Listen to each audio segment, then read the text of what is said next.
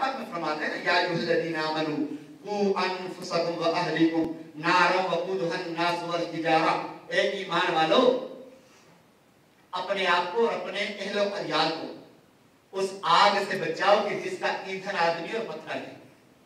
ए ईमान वालों अपने आप को भी बचाओ, अपने अहल व अयाल को भी, अपने बाल बच्चों को भी बचाओ उस आग से कि जिसमें आदमी भी फेंके जाएंगे, पत्थर भी फेंके जाएंगे।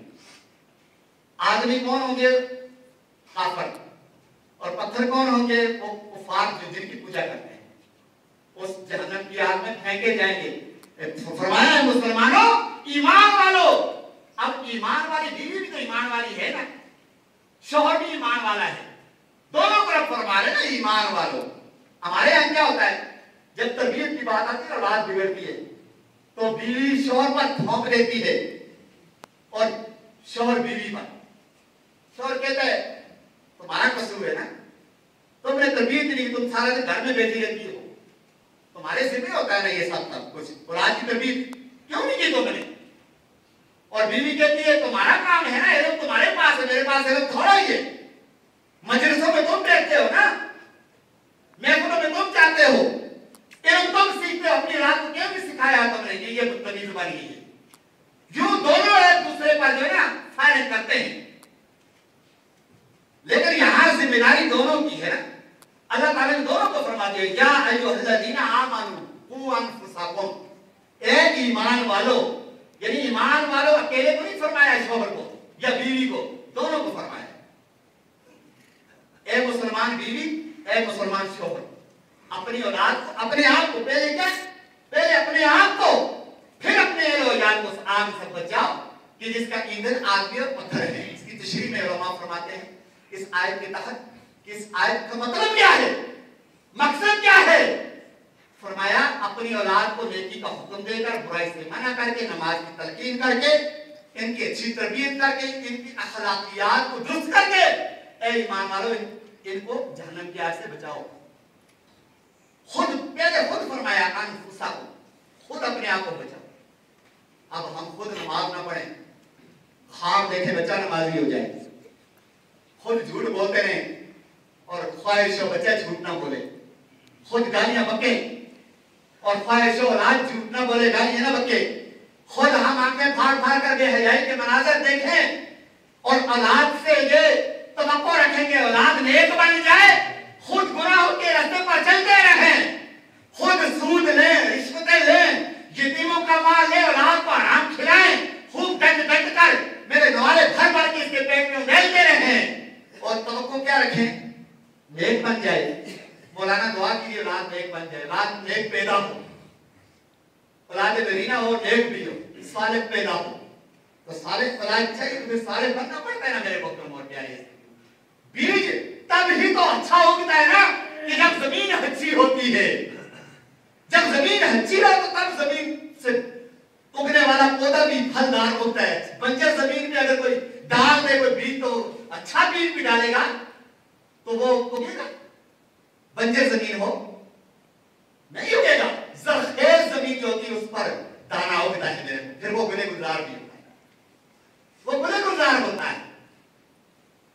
अपने आप को हमें दुरुस्त करना है, अपने अखलाकियात, अपने किरदार पर हमें नजर दौड़ानी है, अपना मुहासबा करना है।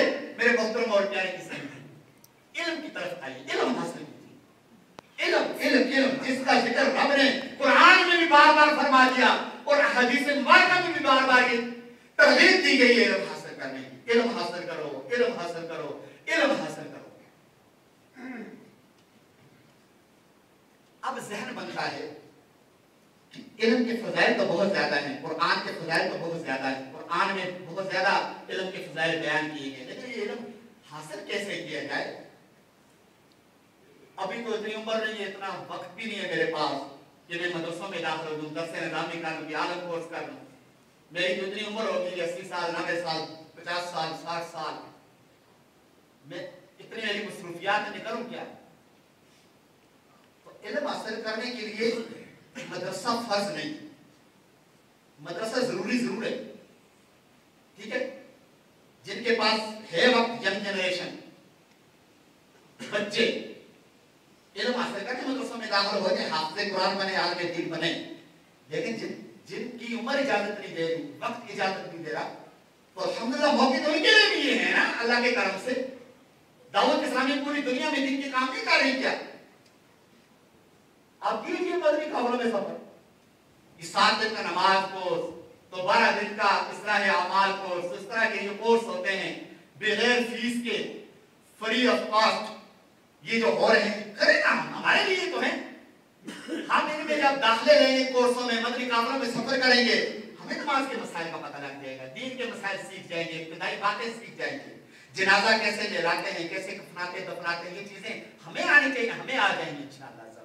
कुरान पढ़ना हमारा दुरुस्त हो जाएगा ना, कलमे हमारे दुरुस्त हो जाएंगे, ईमान मुफस्सल, ईमान मुजमल, ये चीजें जो बुनियादी चीजें हैं, ये अल्हम्दुलिल्लाह हमारी ये दुरुस्त हो जाएगी। मेरे मोहतरम प्यारे इस पे कोशिश करनी चाहिए, नहीं करनी चाहिए? करनी चाहिए ना, हमारी अपनी कब्र आखिर को संभालने के लिए नियत फरमा लें कि हम इंशाअल्लाह जब भी वक्त मिलेगा हम मदनी काफिले के मुसाफिर बनेंगे इंशाअल्लाह। हफ्तावार शुरू इज्तिमा में, चाहे हम यहाँ पे हैं, चाहे हम बाबुल मदीना कराची में हैं, कहीं भी किसी शहर में अपने काम को गए हुए हैं, महीना 2 महीने साल हम वहां पे रहते हैं, तो अपना वहां पे भी ये वक्त निकाले ना। अल्हम्दुलिल्लाह ज़दर मराकज़ तो हर जगह मौजूद है, मसाजिद तो हर जगह अल्हम्दुलिल्लाह इज्तिमा होते हैं, हम इज्तिमा में शिरकत करें, इंशाअल्लाह इसका फायदा अपनी आंखों से देखेंगे। अल्लाह ताला हम सबको अपनी तौफीक अता फरमाए और इल्म दीन हमें हासिल करने की मौत से पहले तौफीक अता फरमाए। आमीन बिजाहि नबी अमीन सल्लल्लाहु तआला अलैहि वसल्लम। सुनो क्या अता फरमाए।